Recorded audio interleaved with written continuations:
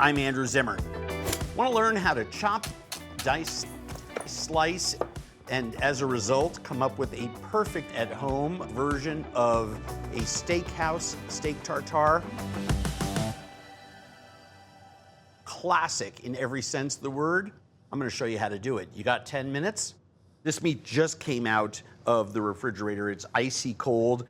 This is beautiful beef tenderloin and a nice top sirloin. I'm using them in combination, a softer cut, a firmer cut that has a different flavor profile, a little beefier, a little more irony.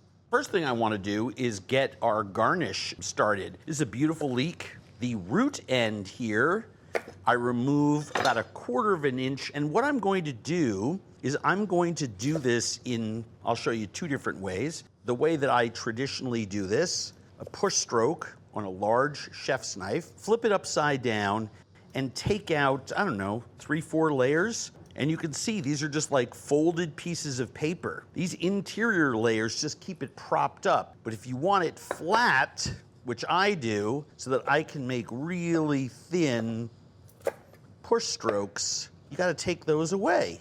For this kind of fine work, I find a push stroke is absolutely invaluable. You can frizzle leeks simply by doing the same thing. Take out some of those interior pieces, deal with them later a different way, and go across.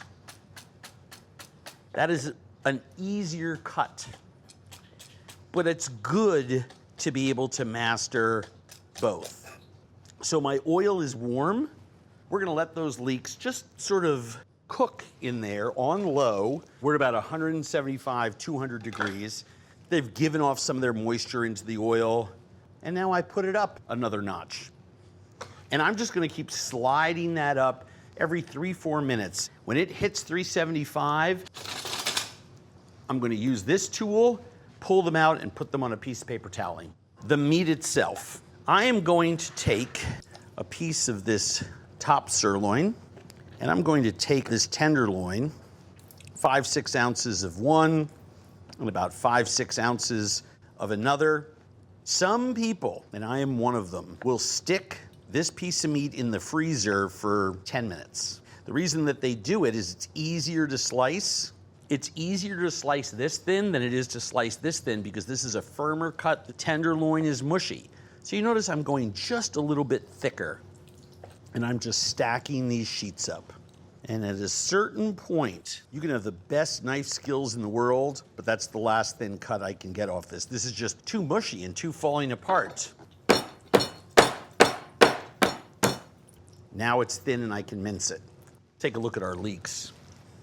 And I can see they're getting glassy and glazy, and that sizzling is the water coming off of them. And at this point, I'm gonna crank it up from 4 to 5. So now I'm from low medium to medium. I have all of this beautiful meat. This knife, great for slicing it, but not great for chopping it. I want a bigger blade that's a little heavier. So I can use this, perfect chef's knife, right? Do not do all 12, 14 ounces, however you're doing at a time. It's easier to go a few ounces at a time than all of it at once. I'm just rocking this knife back and forth because I want pieces of meat. I want you to bite in to pieces of meat and chew them, but I don't want big pieces of meat. If I grind it, it all has the texture of cat food. You're not biting into anything, you're just gumming it. And this is that beef tenderloin. I'm just gonna cut it into thin strips and then come back against it the other way. And I want texture in this dish. Contrasting texture is what great food is all about.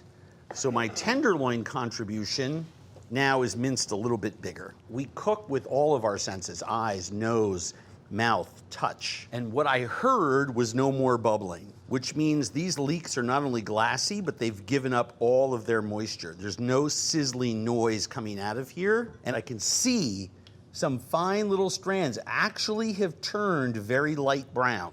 While I'm working on everything else, I always want to keep this as cold as possible, so it just goes right into the refrigerator. So what's happening is very quickly, because I've raised the heat, the leeks are glassy. They've gone from light brown to dark brown in about 60 seconds.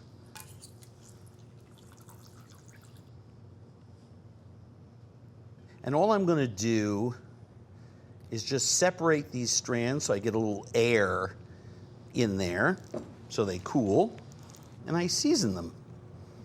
It's a fried vegetable. I want salt on there. That's what's gonna garnish the top of our leeks. I wanna separate my eggs, and I'm working very carefully because I like really nice yolks, and place it in a bowl. Zest of a lemon. Why am I using lemon zest? I don't want to add liquid to make my tartare soupy, but I want something acidic and sharp to balance out the fattiness of the meat. Capers. Serrano chili. I'm using a different type of push cut. My knife tip is not even lifted off the board once. This is a very spicy chili. I leave the seed pod in there because it's very citrusy and delicious. Add my Worcestershire sauce. I want to mince some parsley. I want leaves and tender stems only. Roll it and use the same technique that you did with the pepper. Knife tip on the board with my left hand, keeping my thumb back, and then I'm going to mince it. I'm going to call this a coarse mince, because I want you to bite into little pieces of parsley. I use roasted tomatoes, a little bit of olive oil, salt and pepper, 200-degree oven, and let them roast for 6-8 hours. A roasted tomato like this has incredible depth of flavor. It caramelizes. I want the acid from the tomato to complement the beef tartare, and I want that sugary sweetness from it. And I'm just doing a coarse chop here, one way and the other way. I am not making tomato paste. I want you to bite down on pieces of tomato, and I'm cutting them almost the same way that I am cutting the beef tartare, right? Strips, and then coming at it the other way. I put a couple of celery leaves in there. They're sweet and bitter at the same time, and I'm gonna dress them with olive oil and a squeeze of lemon. Shallots, I always cut the ends off. Look at the architecture of that shallot. It's 3 different sections, right? So I take this outermost peel and I pull it away. I just break them apart so that I have a better chance of getting the same kind of slice. Cut across them. I just cut one way and then come against it, the tip of the knife down, and just feeding shallot in there. I just want it to look a little more uniform. And that little piece has given me, I don't know, tablespoon and a half, 4 teaspoons. I am ready. Combine these. I am just seasoning this mixture. I am throwing a little bit of oil onto my celery leaves and a little bit of lemon juice, black pepper, and now let's plate up. Now, if you notice, there's no residual liquid, almost none, right? Because everything else has soaked up the Worcestershire, and I kind of want it that way. Last thing I'm gonna do is season the meat and plate this off center. I want this to be vibrant and fresh, and I want it to taste recently mixed. Take a spoon.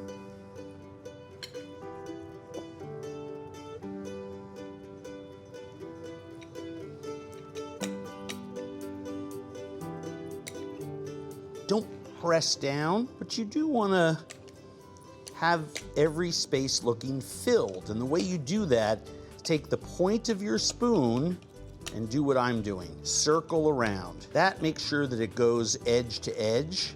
And the last move that I want to make, just put a little dimple in the center. Raise that up. We have this beautiful small bitter salad of celery leaves. I'm just gonna gently slide that egg yolk.